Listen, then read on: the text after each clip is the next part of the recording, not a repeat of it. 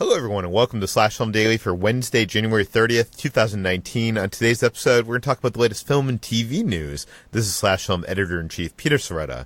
And joining me on today's podcast is Slash Film writers Hoai-Tran. Hey, everyone. And Chris Evangelista. Hello. That is right. He is back. All the Sundance crew is back from Sundance. And later this week, we'll all gather in a room and discuss the best things that you guys saw at Sundance. So none of that for now. But Chris, how was your Sundance?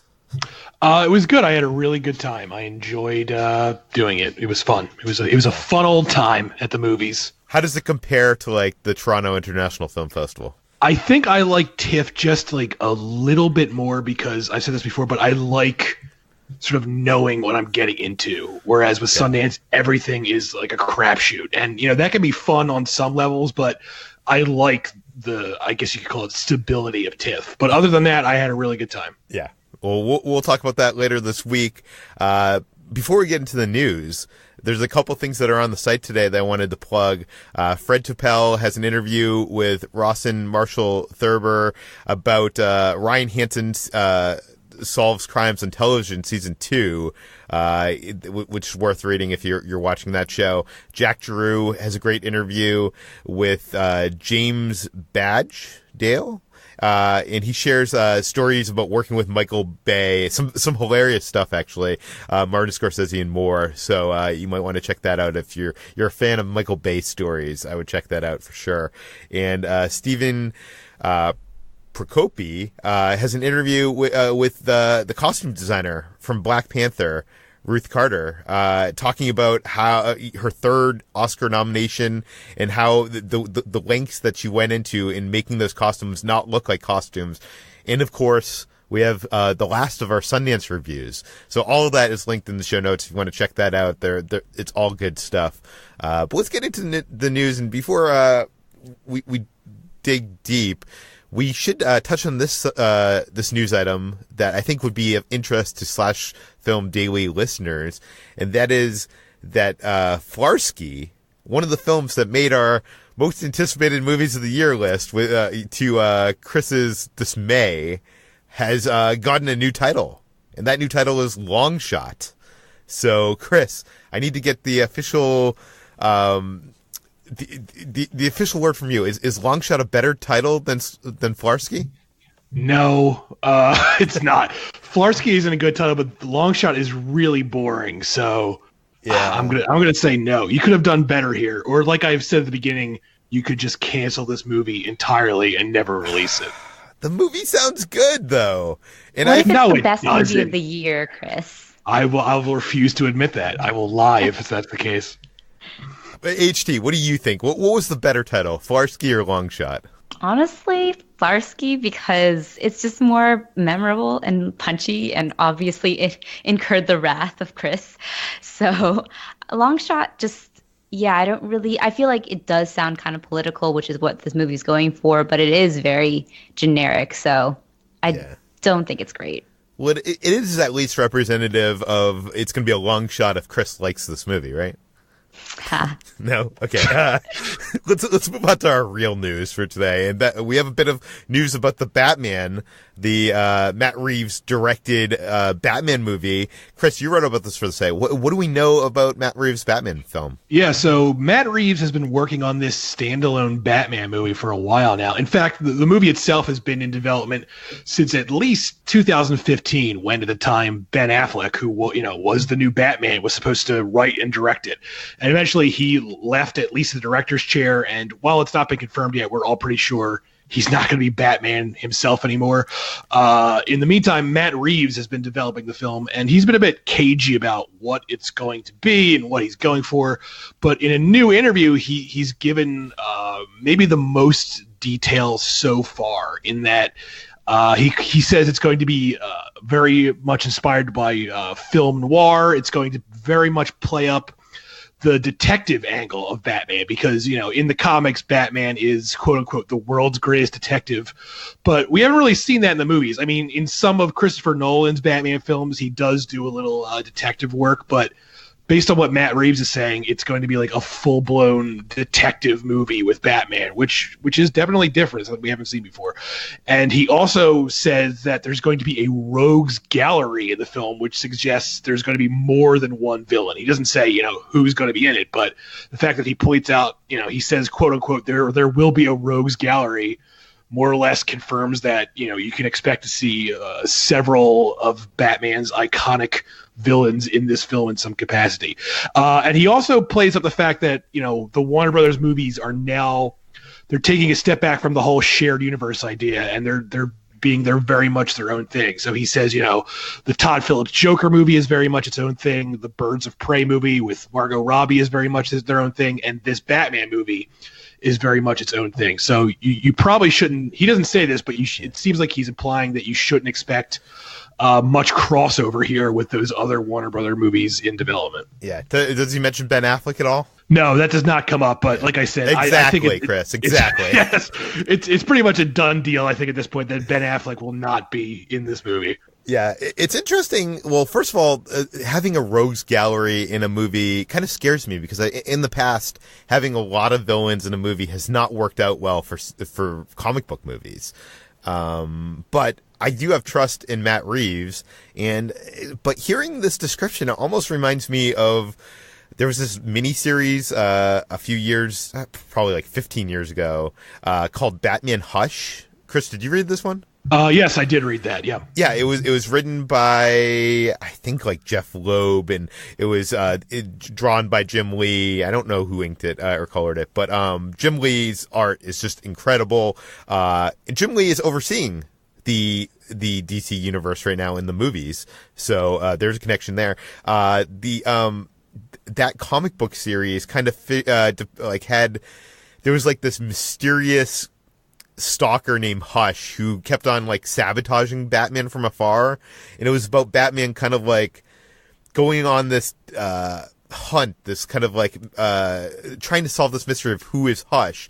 And one of the cool things about this comic book was that it kind of featured like all the Batman villains. Like every issue felt like it featured a bunch of them, and for fans it was kind of cool, and it also explored the romantic potential between Batman and Catwoman.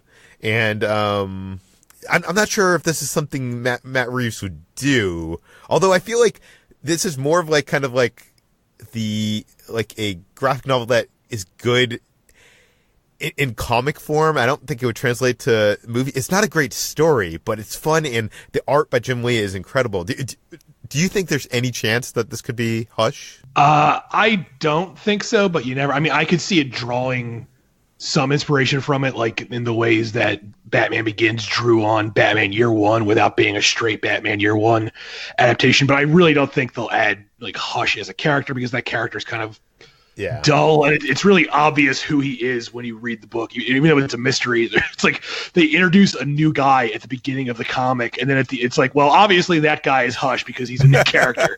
So yeah, it's a fun roller coaster ride, but there's not really much depth to it. Is the thing I think I'm trying to say.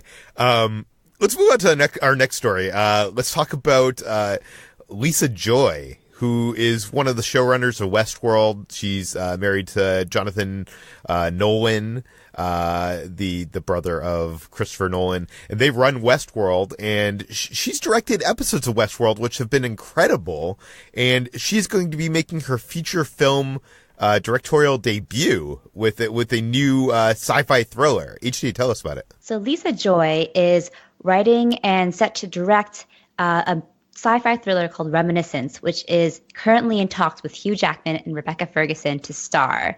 And this will mark Joy's feature directorial debut, as you said. And it's this ambitious sort of sci-fi thriller / romance, which is set in a near future world where technology has enabled people to recapture or relive their memories. And Hugh Jackman is in talks to play the lead, a PI who for his clients, he recaptures their memories or tries to find their memories of some sort. And Rebecca Ferguson is one of his clients who vexes and intrigues him, and they end up falling in love before she mysteriously vanishes. I'm very excited about this because, Lisa Joy seems like a very smart woman, number one. Number two, she has shown that she has the chops to direct good stuff. She directed an episode of, I think, Westworld season 2 called Riddle of the Sphinx. And I remember that being one of the best episodes of that season. I think Vulture called it the best episode of that season. I think she's very talented. I think if you watch behind the scenes interviews with her and Jonathan Nolan, it's very clear that she's like the brains of the operation. Like, yeah. He just sort of sits there very quietly as she talks about everything and sounds very intelligent. So I don't want to, undersell Jonathan Nolan, because he's written things I've really liked, but it's clear when it comes to this show, she's sort of taking the lead. Yeah. And this seems like a passion project for her as well, because she wrote this script a few years ago and it made the blacklist several years ago. And she is set to, again, write and direct it and bring it in front of studios to view later, or the deal rather. And it has not yet been picked up, but it will probably be in a bidding situation, especially with Hugh Jackman, Rebecca Ferguson attached. For sure. Let's get to a bit of news that hit after we recorded the podcast yesterday, and that is that Zack Snyder is going to be making another movie, which is kind of interesting in itself because he's kind of in director's jail at this point. But he's making the movie for Netflix, not Warner Brothers. So he's leaving his home at Warner Brothers, making a film for Netflix, where he's going to get probably complete creative control. Chris, tell us about this film. The film is called Army of the Dead, and it's a heist movie, but it's a heist movie set during a zombie apocalypse or a zombie outbreak. So there's a zombie outbreak in Las Vegas, and a guy assembles a team of mercenaries to help him go pull off this heist. So I guess it's sort of like Ocean's 11, but with zombies. And like you said, it's going to be on Netflix, and it might turn out really well because Zack Snyder, even though I haven't liked anything he's made in a while, I am a really big fan of his Dawn of the Dead remake. And that, of course, is a zombie movie. So it sounds like this is him sort of returning to that. And if he can sort of recreate what he did there, I might actually enjoy this. I've been reporting on this movie for over 10 years. Originally, Zack Snyder came up with the story, and I forget, someone else was going to direct it. I don't remember who, but now he's taking on this story that he created. I think he co-wrote the script, and he says in this interview with Hollywood Reporter, there are no handcuffs on me at all with this one. It will be the most kick-ass, self-aware, but not in a wink, to the camera way, balls to the wall, zombie freak show that anyone has ever seen. No one's ever let me completely loose like this. Now, HC, does that excite you or scare you? More of the latter, although I admit I have not seen his Dawn of the Dead. That's his best movie. I know, I haven't seen it. I've only seen the earliest film I think I've seen of his was 300, and which was surprisingly good. And then they progressively got kind of worse and bogged down by his directorial flares. But I do see why people admire him as a director, and I feel like he would probably excel in this kind of genre. So maybe it'll be good. I don't know. I don't really have any expectations for it, but I'm willing to be proven wrong. See, I feel like, I don't know, I like Zack Snyder. I don't love his films. He's been very good at faithfully adapting other people's stories to the big screen, like, 300, Watchmen, those kind of things. And really the only thing that he has done that has been kind of original from his own idea was like Sucker Punch, and even then that was it was like castrated by the studio. Like you can see a director's cut or like a extended cut, which I don't even think is the director's cut, because if you read the script it's like a whole lot different. I will say this, and I think I've said this on the podcast in the past, if you look at any of his extended cuts or director's cuts on DVD or Blu-ray, they're always better than the studio cut by far. So I'm interested to see what he does without those handcuffs, as he says, and what that actually is going to be. But I do think the concept of a zombie film in Las Vegas could be interesting. I don't. Now, Chris, correct me if I'm wrong. Like, I mean, you have seen a lot of horror films, a lot of zombie films. Has there ever been a zombie film that took place in like a casino? I can't think of one off the top of my head, but I feel like there has to be something like that. But off the top of my head, I don't remember anything like that. Yeah. Does that concept interest you at all? I don't. I mean, I'm not like a huge casino Las Vegas guy, so that I don't. But it definitely sounds different. I guess it depends on how he does it. If it's going to be a lot of like on the nose shit, where it's like, oh, the zombie pulls the slot machine and a bunch of change falls out, and the zombie doesn't know what to do with it. Like I don't want to. Like I'm just picturing scenes like that where like the thieves are running through the casino. And they'll be like the zombies are playing craps, but they're throwing like eyeballs instead of dice. Like don't do that. I don't think it's gonna be that. I hope it's not that. I mean, the thing that excites me about Vegas is there's a lot of like, these confined spaces of like the casinos and interesting venues that you could maybe do interesting things with zombies that have not been done before. And obviously you could also take the people, all those horrible tourists that go to Vegas. And you can make them the zombies. I feel like there's something you could maybe do that's like insightful there. I'm not sure if I expect Zack Snyder to be the one to do that.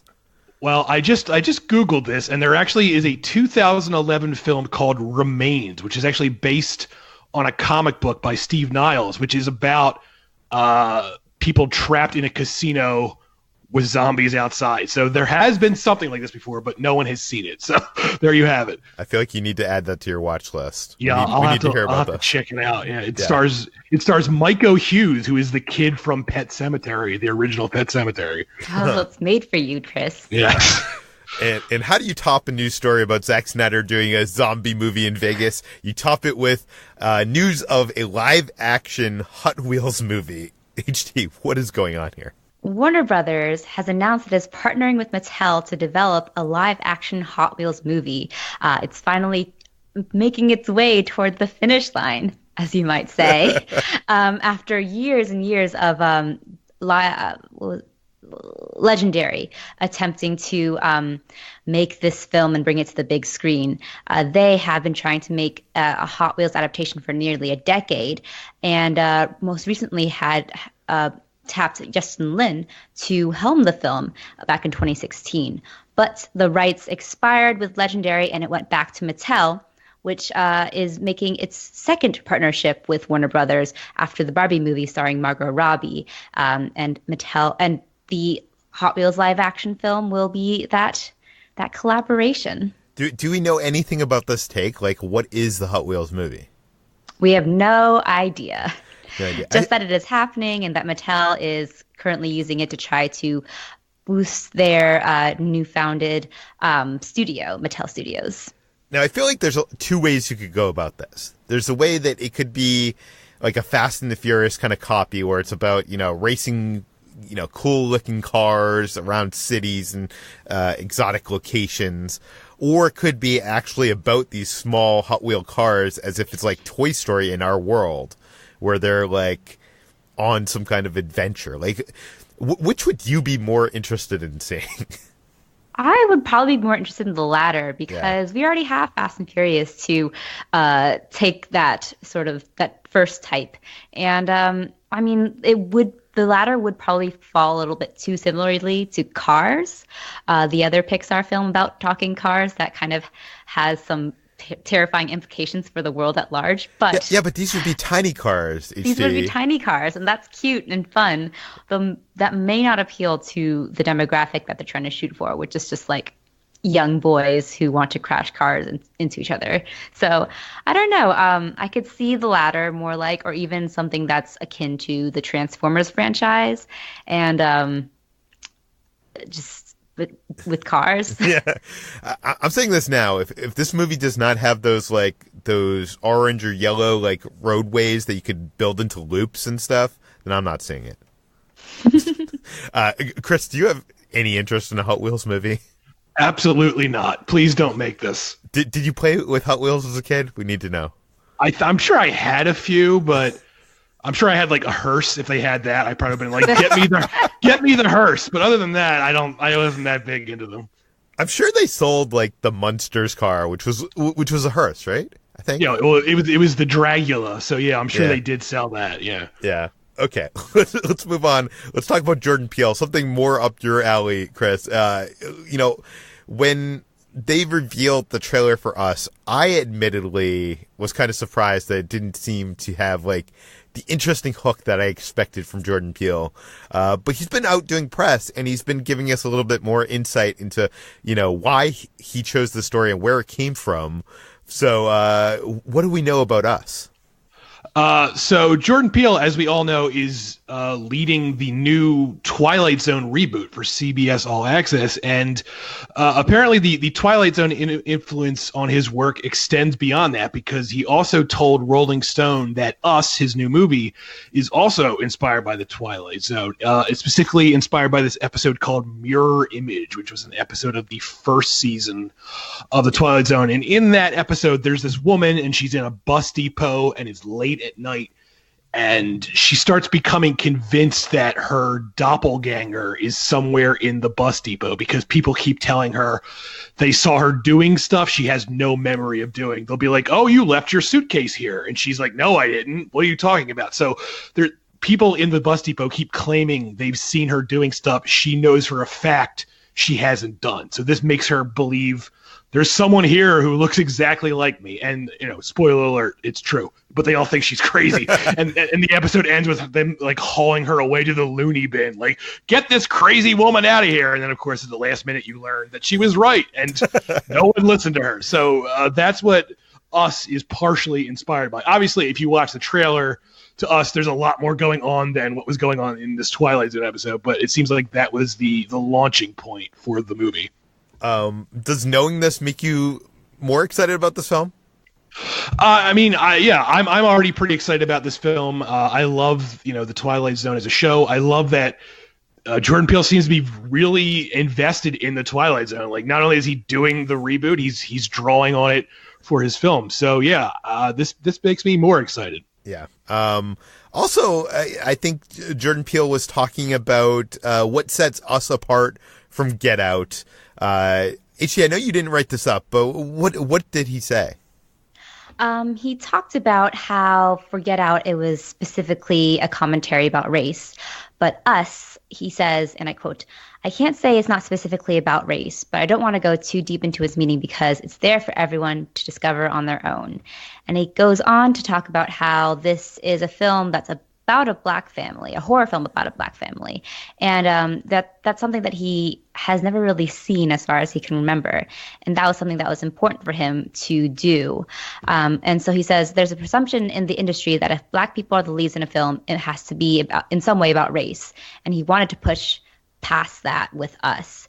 And so he kind of dances around whether this is about race or not, because the race of the family at the center is obviously important to him and the story, but he doesn't want to go so far as to say it's about race as much as Get Out was.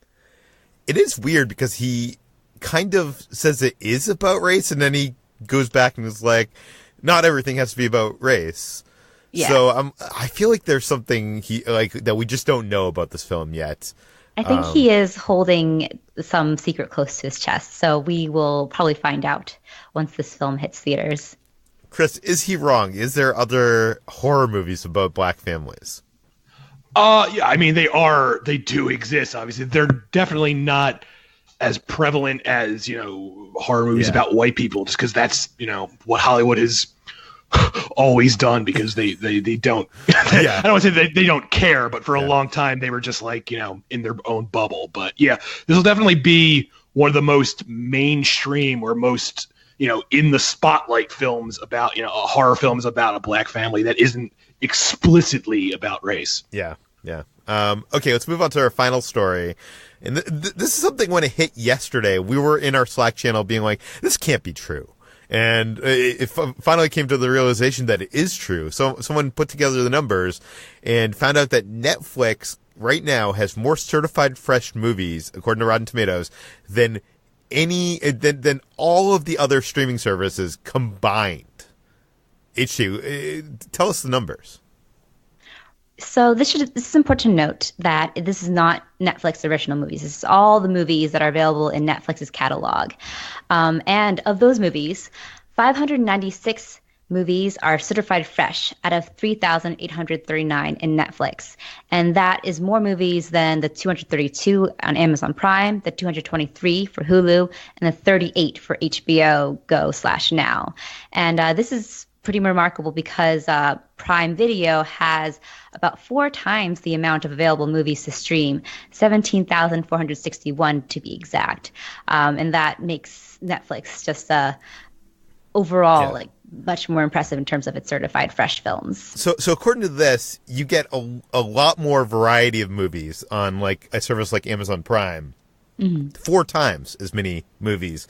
But on Netflix, if you just, randomly hit the through those tiles on the screen and you hit play on one of the movies, you would have a lot better chance of hitting a movie that was well reviewed by critics, right? Yes. Yeah. Chris, I know you cover the streaming services for us in a column on the sites. Is this surprising to you? It is a little bit because when obviously Netflix has some great stuff, especially in 2018 where they had Roma and a few other things. But usually when I think Netflix movie, I think, boy, junk. But apparently not. Apparently they're better than I give them credit for being. I feel like I don't go to Netflix to look at movies from other studios anymore. I feel like nowadays I go to Netflix for the Netflix originals. And I don't even know what they have on there in terms of like a catalog from other studios. Yeah, take it from someone who writes 2 different streaming columns for slashfilm.com.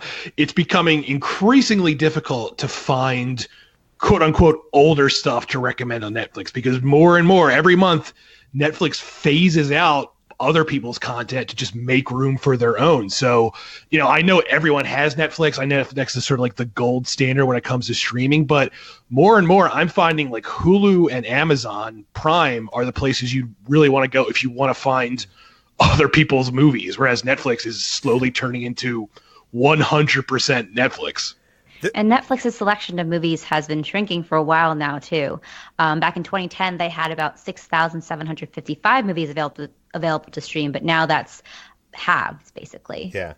Something else that kind of surprised me here, and maybe it doesn't surprise you, Chris, because you cover the streaming beat, but I was surprised at not only how many movies Hulu has available, but how many good movies Hulu has available, because I really usually think of Hulu as the place where I just go to watch network television stuff. Yeah, they have a pretty good selection. And like I said, Amazon Prime Video especially has an excellent selection, especially if you want like really obscure older stuff. They have like a lot of like horror movies from like the 70s that no one else has. So yeah, it's I feel like no one realizes this because, for one thing, Amazon's interface is terrible. I wish they would get it together and, up their game there. But I just feel like people are just so used to Netflix, kind of because they were the first to get there to, become the popular streaming service. I just think everyone immediately associates them with streaming. But the fact is, there are services out there that are better. I also wonder, because Netflix tends to have newer movies, they don't really have any movies like earlier than 1985, if that affects their certified fresh rated movies, because Rotten Tomatoes also doesn't quite go back that far either, and the newer films tend to have higher Rotten Tomatoes and ratings in general. So maybe because Prime has a lot of older films that don't necessarily have all of the reviews required to get that certified fresh rating, that possibly is affecting it as well on Netflix's newer catalog as well. That is a really good point because, certified fresh means that you need to have a tomatoes meter score of 75% or higher, but that also means that you need to have at least 5 reviews from top critics and have a minimum of 80 reviews if you're a wide release and 40 reviews if you're a limited release. So you could be right because a lot of more older films have less reviews on Rotten Tomatoes and might not get that certified fresh rating. The other thing that's kind of surprising to me here is I traditionally think of HBO, maybe because I grew up with HBO, and HBO was the place where you went to see movies. Like, I thought HBO had a wide selection of movies on their service, but according to this, it has only 815 movies available to stream. That's like 1/3 of Hulu, and I can't even do the math of how, like, 1/20th of Prime Video. Like, that's insane to me. Like, I for some reason thought there was a lot more there. And Chris, final verdict. If you had to only subscribe to one of these streaming services, one of these four, Netflix, Prime Video, Hulu, or HBO, which one would it be? Oh, man, that's tough because I don't know. Because like I said, even though other things have better older stuff than Netflix, I do like some of the Netflix originals. So it's really hard. But I guess if I had to pick one, I would probably pick Amazon Prime Video, and just because I do think they have a better selection of older films, but it's tough. I'm glad I don't have to make this decision. Let me put it that way. Yeah. HT, which would you pick? I'm leaning towards Amazon Prime Video too. Oh, wow. Because I think they have the A24, a lot of the A24 films, and they have much more films that are easier to find from other studios and that aren't Netflix. Yeah. And I feel like I'm starting to sour to Netflix too, just because of how much they're pushing their original content. But it is kind of essential now to just like have a Netflix streaming account because they have so many things. See, I feel like, you know, the things you mentioned, like the A24 movies, I'm going to see in theaters anyways. And what I want, I guess what I want from a streaming service now, I guess I'm looking for less I'm looking for more original content. And Amazon releases their movies in theaters, their original movies. And Netflix does not for the vast majority of their original movies. So I feel like if I had to decide one, it would be Netflix because of my purpose of subscribing is for original content and probably not the back catalog. But I'm wondering which one I would subscribe to if it was about the back catalog. I guess it would have to be Prime Video. Yeah, I don't know. Yeah. Actually, also today, it was announced that the Criterion channel is launching, in April, Chris? Is that yes, April 8th. Yeah, so that's exciting. If you like older movies and, a more interesting selection of films. I'll link that in the show notes as well.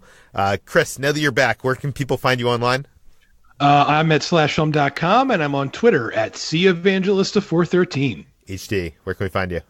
I'm also at slashfilm.com, and I'm on Twitter at HTranBuoy. You can find me at slashfilm on all social media. You can find all the stories we talked about today on slashfilm.com and linked in the show notes.